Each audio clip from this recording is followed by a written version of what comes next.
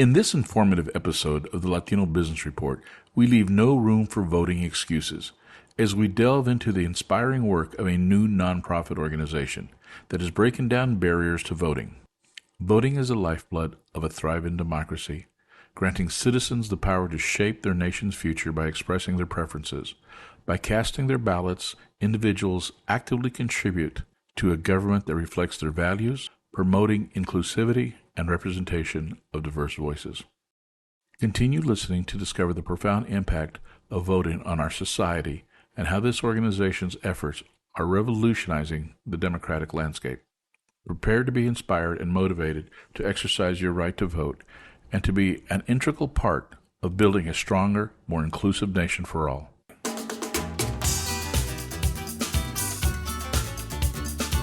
Welcome to the Latino Business Report. This podcast covers business, people, and issues of the day from a Latino perspective. The Latino Business Report is brought to you by TAMAC, the Texas Association of Mexican American Chambers of Commerce. TAMAC is the leading Hispanic business organization in Texas since 1975. Now for your host, J.R. Gonzalez. Hello, folks, and welcome to another episode. Today, our guest is Sarah Kovich. Sarah is the executive director and founder of a nonprofit organization called Ride Share to Vote Aware. That's Ride Share to Vote Aware. Sarah, how are you doing today? Great. Thanks for having me. Oh, thank you for being here. Sarah, obviously you can explain it better than I, so go ahead. Tell us about this organization, what it does, and how you started it. So Ride Share to Vote Aware is an organization that was formally incorporated as a nonprofit in 2019. We started out as just a internship program for young guns that wanted to learn about advocacy and activism. But it became apparently clear very quickly that there was a lot of work to be done in the state of Texas when it came to voter turnout. And so we have currently shifted our gears, pun intended, to where we now are a voter outreach organization. We do direct voter outreach to registered, but sporadically or non-voting citizens. We invite them to come and vote, and we offer them a ride to the polls, a free round trip ride if they'll let us come and pick them up and get them to the polls. Okay. So you're a relatively young organization, nonprofit, and you said to get young guns. Now, what was the motivation behind that of targeting young people? Did your daughter have something to do with it? Yeah, absolutely. So my kids who are adopted from Guatemala had a lot to do with this, my oldest in particular. But as they've both grown, both of them have taken an interest in voting in America. Basically, it became really critically apparent that with voter turnout so low and with ongoing uh, legislation or attempts to kind of make it more difficult to vote, what we began to talk about was how we could help. And so what we decided as a family was that we would start this up, and the obvious place for me to start was not with folks that were like me, but that were with folks that were like my 17-year-old at the time. So she gathered up a bunch of friends, and I gathered up some friends, and we put together an internship program that then led to us forming the Rides to the Polls idea. Well, that's kind of cool. I mean, I'm sure families all across America sit around the dinner table and go, gee, what nonprofit are we going to start today? I mean, that's a big step. I can see it started off as an internship, then you formalize it into a nonprofit. Yeah. You said 2019. Yep. Four and a half years later. Yeah. I mean, that's just amazing. That's just amazing. Thanks. Now, when you said But it's needed. It was needed. That was the problem. It is definitely needed. So with your organization, how do you reach out to the folks? Who do you target to take to the polls, or how do they find out about you? So we do this kind of thing where when someone's nice enough to invite us on their podcast, we come on and tell as many people as will listen about this. We have a social media presence that we push out our work to. We reach out to universities, junior colleges, churches, you pick it and we talk to them about our program. I like to call us kind of Souls to the Polls 2.0. If it had not been Wait. Back. Souls to the polls? 2.0. 2.0. Yeah, yeah. So So Souls to the Polls, I like that. who I give complete credit to this idea. This is not a unique idea. Souls to the Polls organizations have been working for decades, getting communities to vote. And so what we did was we added a little technology. We added direct voter outreach to a larger group. And we continue to do that day in and day out during every election. When you say you do outreach to a larger group, what size groups are we talking about? So in 2022 in Texas, we outreached to about 900,000 voters, direct outreach. 900,000. Yes, out of the Wow. 17 million registered voters. So it's a very small portion, but for a group our size, it felt really big. Significant, Yeah. significant. And so we're looking to double that for 2024. And we do that by running in every election. So we've already run in Texas this year. We will be running in November in Texas For the constitutional election, right? for Texas constitutional Const- amendments, and the Now you Houston municipals. okay. Now you said 900,000 people you reach out to? Correct. And how many of those that you reach out to actually go vote? Do you have any statistics or data Yeah, on that? we took about 1,700 voters to the polls.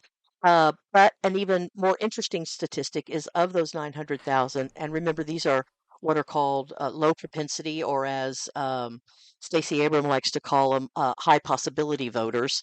They Okay. are registered. They have voted most often in the past, or they're a brand new voter who registered that has not voted ever. We reach out to them, and about 44% of the ones that we reached out to actually went to vote.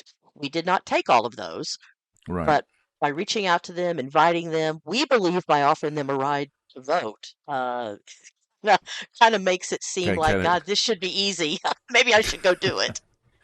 So when you say you reached out to Mhm. 900,000, I mean that's a significant amount of people. Where do you get the list? I mean, where do you get the call list to make these phone calls?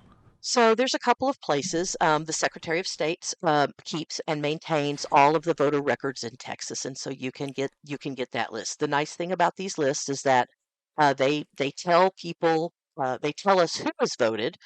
They never it doesn't include how you voted, but it gives you a way to connect with people.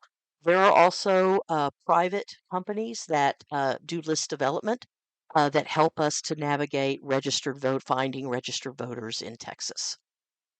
And then we do things like phone calls, texts, uh, automated calls where we leave a message for them, and even live calls where we'll call and just talk to anybody who will talk to us. Okay. Okay, I'm still trying to wrap my head around 900,000 phone calls. That's We're so, only 16 million short. okay. So this is volunteer based. So Mhm. where do you are these volunteers that make calls? You got robocalls. I mean, are they automated? That's 900,000 is a lot of people. It's a lot of people. We do have a robust volunteer program, and I'll just invite anybody that wants to check us out to look at all the things that are possible to do with us. Everything from phone calling, which is not everybody's favorite gig, to driving voters to the polls, to actually working on the backside of our dispatch system, helping to connect riders to voters to polling locations. Um, it is mostly volunteer. We have a small team that operates to just manage all the pieces. But most of the work is coming from folks like you and me. Wow. And you say you hope to double it? I would like to double our outreach for 2024. And the way that Okay. we're attempting that is we are attempting to get back in touch with the 900,000 from 2022, and we're slowly adding voters to that number this year, as we run in, as you know, all the elections in Texas. And then we Okay. will do a really big push for the primaries next year in Texas, all the runoffs that will occur from those primaries, and then on into November for the presidential. Wow. So But how many people does it take to operate this nonprofit organization of yours? Well, so currently there's six paid staff, full and part-time. Okay. And then and that includes our dispatch team, a comms person, myself. Uh, we've formally hired a grant writer for the first time in the last couple of months, trying to increase our funding so that we have the money to reach out to voters. Okay. And then how many volunteers does it take? I mean, how many drivers do you need? Did you use in 2020? So in 2020, we used our largest day in 2020 was about 500 drivers in one day, In all one signed day. in one day. Yeah. And you go for the entire time voting is going on, you're working every day.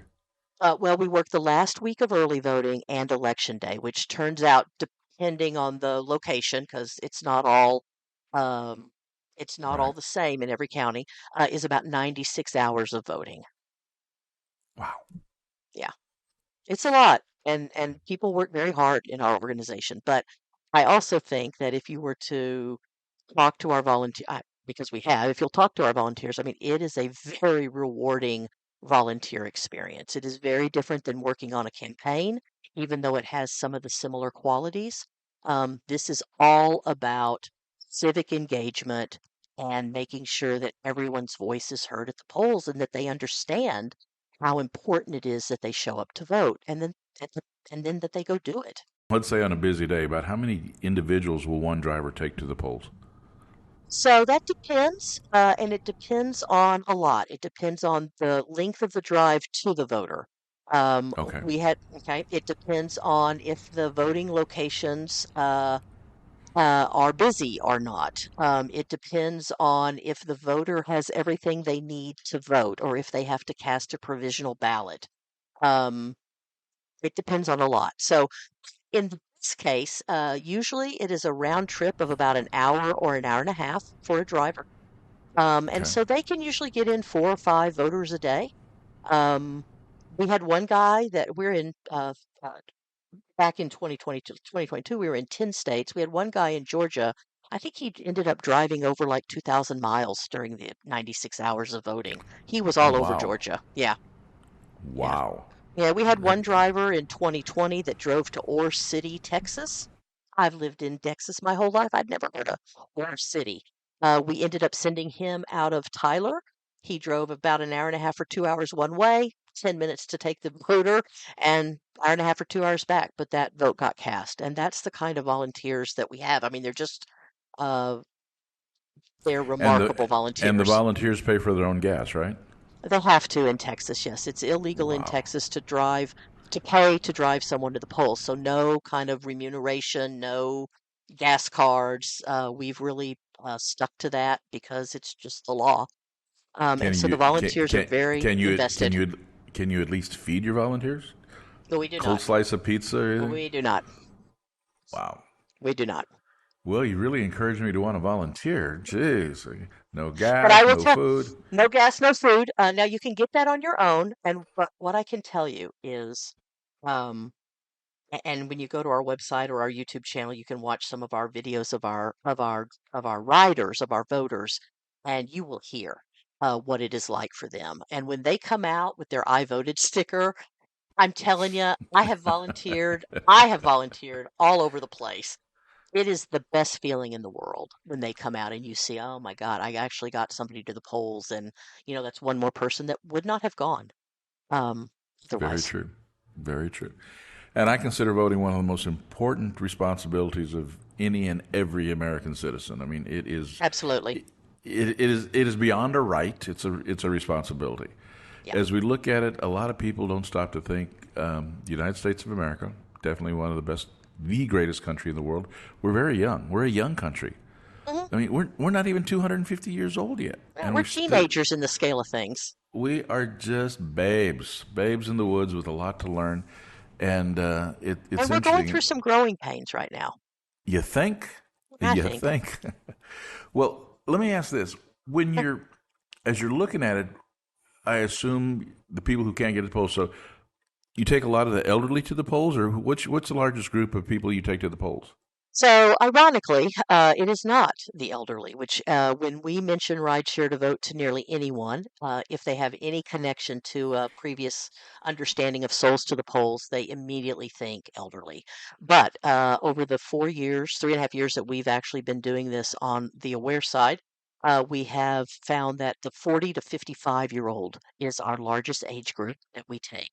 Then it's the elderly, 70, 75 and above. I can't remember where our cutoff is. Okay, back up, back up. The largest age group is what? 40 to 55-year-olds. Wow, I never thought it. Why?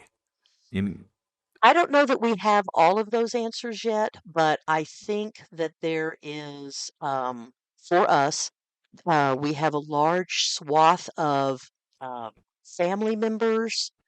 We have a large swath of people with kids. We have a large swath of people with some disabilities at that age. And it's Mhm. just turned out to be the age group. I would have never guessed that. In fact, when I started this, I really, because we use an iOS and Google Play Store app that you can download, it functions just like Uber and Lyft. I really wanted our largest group to be the 18 to 24-year-olds. I was just determined. My team said, "Oh no, Sarah, they're going to be all the old people. It's going to be all the 70-year-olds and above, right?" Which is at 60 myself is not so old anymore. And it turned out to be neither one of those groups. The older group is our second largest, and then our third largest is the 18 to 24s, which I think by 2024, with people like you helping us out doing this kind of thing, I think the 18 to 24-year-old group is probably going to be our largest. Yeah, without a doubt, they're definitely making an impact and continue to grow, especially in the Hispanic market. The Latino Absolutely. market is Huge. huge. In fact, I was looking at statistics in 2020. Out of the overall votes cast, 23% of the voters were Hispanic, and out of Right. that, there was 34% of them were 18 to 24 years old. Right. Which And they just 34%. 34% is a good number. They've got a ways to go, and our group is determined to keep pushing them to get to the polls. Oh, and two, and reminding folks, a lot of people already realize in the state of Texas, the Hispanic population is now the largest population demographic in the state. So, with that said, do you have, I assume you have bilingual operators and Absolutely. volunteers and drivers? Absolutely, absolutely. And all of our forms online are bilingual. So if you want to volunteer, they're bilingual. When you want to fill out your request for a ride online, it's bilingual in Spanish. We also always have Spanish speakers on our dispatch side, which is the back end of our Mm-hmm. operation that connects the voters to the drivers. And so if there's any issues or that are needed, we can handle it right there. We are looking, thanks to my oldest daughter, who got her degree in critical languages. We are looking at expanding our language assistance to other languages as well, as Texas is also growing. Hispanic is huge, but there are Right. other the Asian languages we are looking into adding to help everybody. Let's just add more work to that nonprofit organization. There you go. So, I mean, I commend you and your team for all the fantastic work you're doing. It's needed. Thank you. You shouldn't, unfortunately, we shouldn't need organizations like yours, but we do, Right. because voter turnout sometimes is just extremely low. It's embarrassingly low. It is. It is. I can't. I mean, as I've kind of looked across the state and over the past decades, it's just amazing how many elections have been determined by just a handful of voters, where Yeah. either voter turnout Significant is elections. yeah, whether and it's either whether the voter turnout is low or there's just that handful of votes, 50, 60 votes, or even I've even That seen decide it. 4 or 5 votes either way can make a Yeah. difference. So taking people to the polls is important. It is, but it can only happen when people want to let us do that. And so our hope is that people will begin to want to let us do that, to either get there when we call them and tell them it's happening, get there on their own, or take us up on our ride. We are not a Sure. needs-based organization, but we do handle needs-based rides. We have an ADA wheelchair program, for example. So if somebody's in a wheelchair and they need a ramped van, we put those on the roads during elections so that no one is left behind.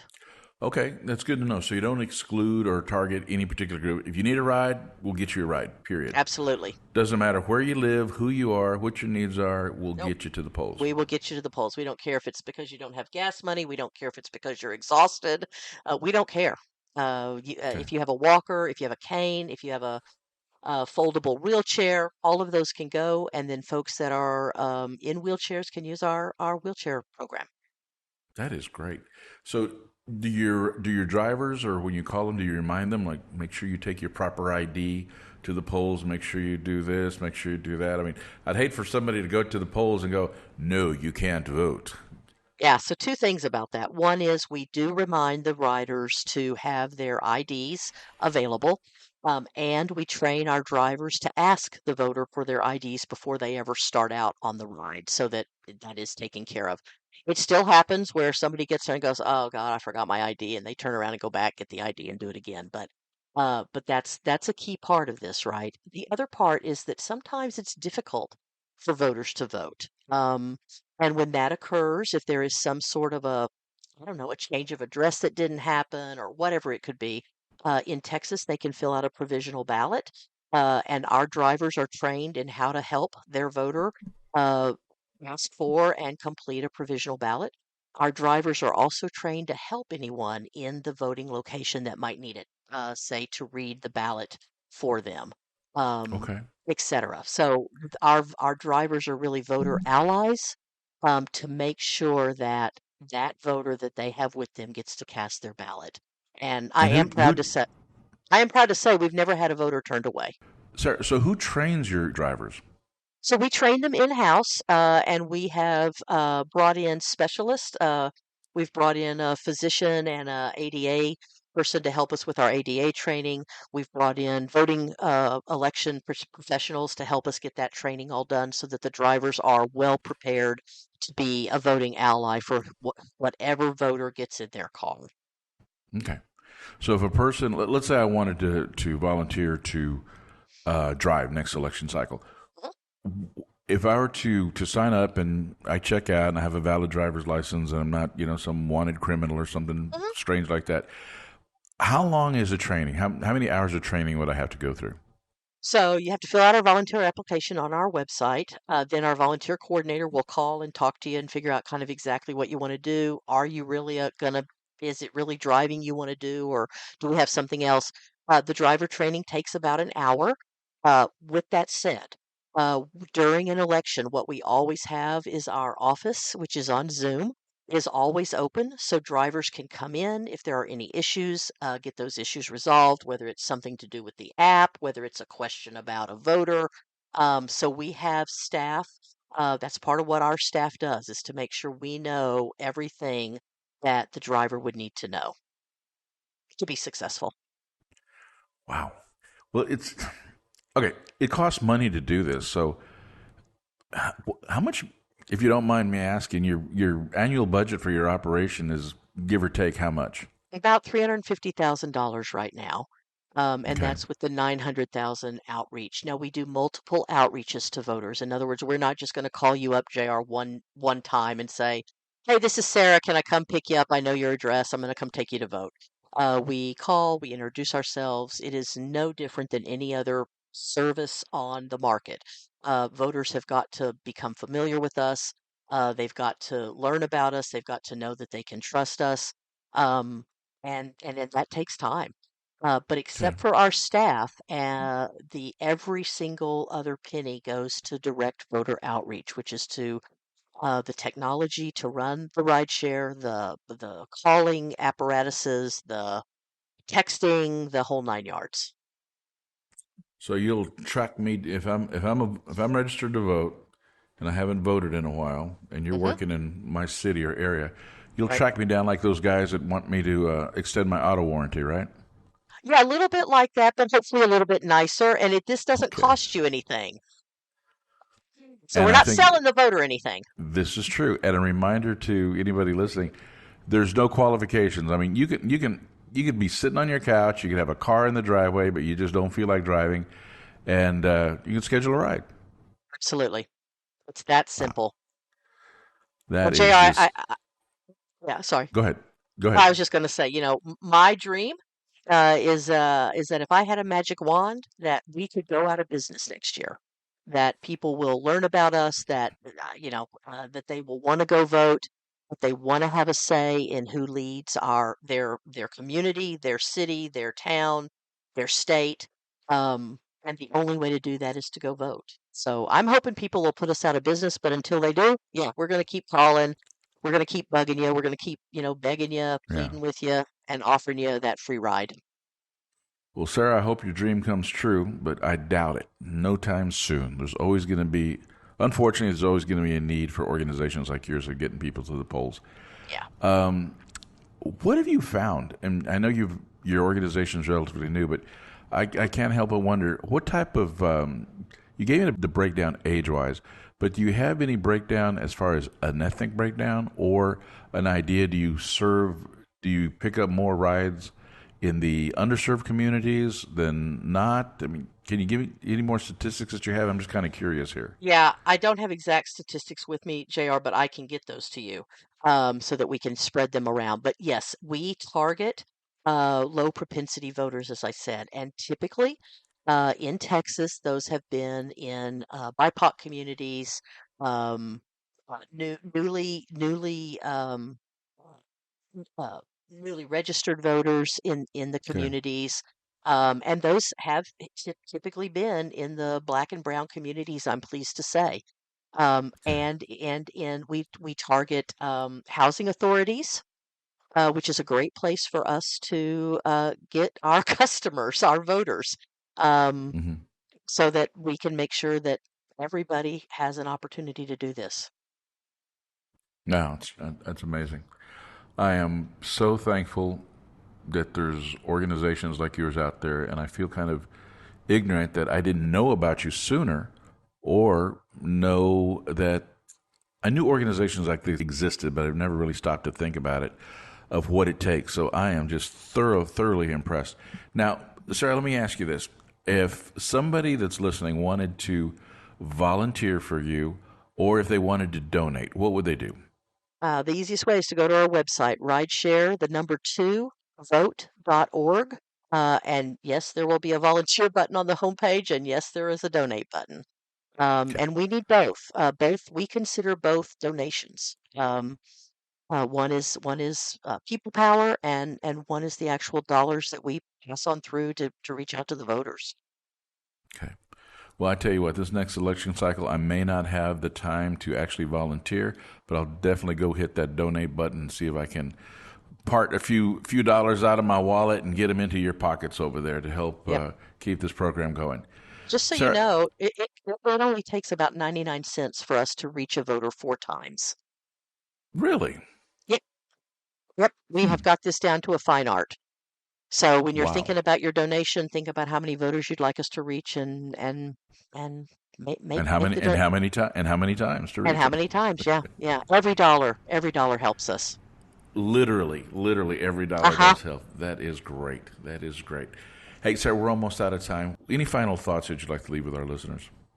I think the most important thing I'd like to leave with the listeners is to thank you, because without you, we don't have a chance of spreading our word. If you are in a community that could use our services, please contact us.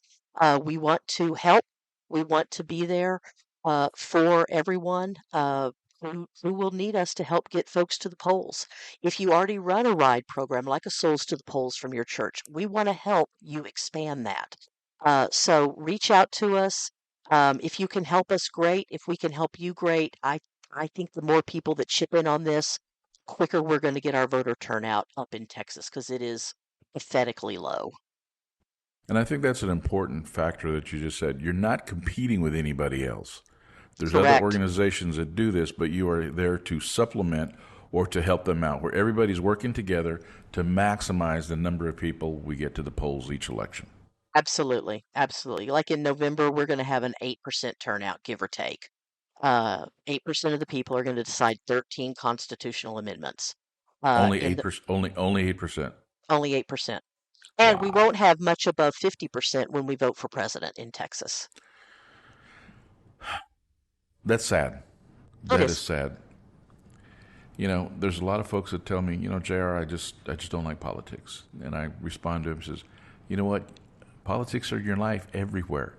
You got politics at home. You got politics at work. You got politics in school. You got politics in your church. Politics is a way of life. So to say blankly, I hate politics, I'm not going to go vote. That's just makes no sense to me. That's insane. Yeah, I think what I would offer to that, JR, is this: that you're not being political when you go vote. You're having your voice heard to say, I would like this candidate or that candidate who represents my values the best to be our representative, whether that's a mayor, a city council person, a school board, governor, president, you pick it. You pick the candidate, right? That best fits your values, and you get to go privately, anonymously place your vote. And that's the key. The politics and all the drama, you don't have to be in politics to do that. You just have to show up to vote. That's a good point.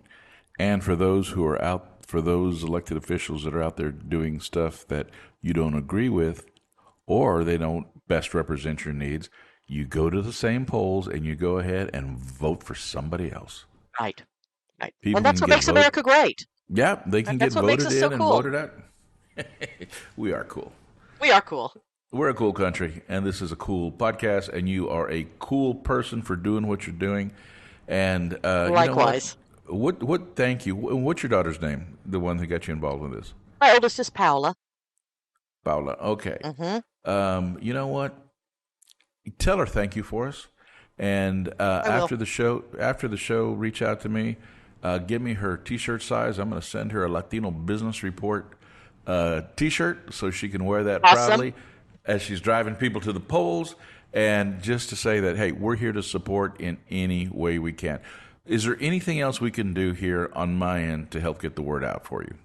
No, share it with everybody you know, folks. If you're listening, push the share button, spread the word. This podcast is pretty amazing. There's other podcasts on the channel. Listen to some of them; they're really cool. And share this one, especially come November here in Texas. Definitely. And Sarah, I'm going to go ahead and leave an open invitation. Let's get you back as we get closer to November. I think great. Reminding folks is a good thing. And folks, I'm going to put it in the podcast notes for those of you who read them. But once again, it is rideshare2voteaware.org. Rideshare, the number 2, voteaware.org. So we want to get that there. We'll put that in our newsletter. I'll put that on some of our social media sites. So Sarah, before I forget, definitely send me a logo of your organization so I can use that and do some posting on that. Folks, thank you for taking the time to listen to this. I really do thank you. This doing podcasts is just, I enjoy it. I'm meeting some great people like Sarah. I've met some great folks, and this is kind of fun, and I really appreciate your listenership. I really do. If you have any suggestions or any ideas, you can go to our new website, and there is a way to communicate directly with me. Our website address is latinobusinessreport.com. latinobusinessreport.com. It's brand new. It was put together by Height Digital out of Dallas. I want to thank all the folks over there at Height for doing such a great job. It's a good-looking website. Well, thank you. Thank you for that. Guys, check it out. Let us know. And you can also find our entire library of episodes on that website. And for those who like YouTube, we have our entire library of episodes on YouTube under the same name. Once again, thank you for listening. I really appreciate you out there. And if you are of age and have not registered to vote, go register. And if you are registered to vote, come on, guys. It's your responsibility. It's your duty. Go out and vote. Once again, thank you for listening, and we'll see you next time.